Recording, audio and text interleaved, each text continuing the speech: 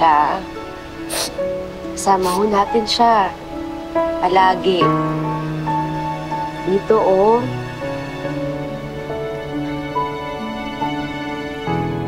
Pinangako ko ho sa kanya na bibigyan ko kayo ng bahay at lupa. Ay, aray? Ano ba yan? Nay, tama Ay, huwag yun daw. Tignan yan. Iyo ba ito? Atin yan, Tay. Eh, syempre, tapos na ako ng high school. Wala na po akong nagagastusan.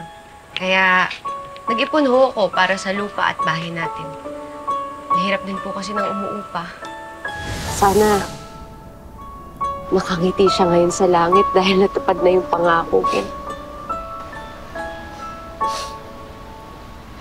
La, wala na hong magpapalaya sa atin. Ate, wala nang mananakit sa atin.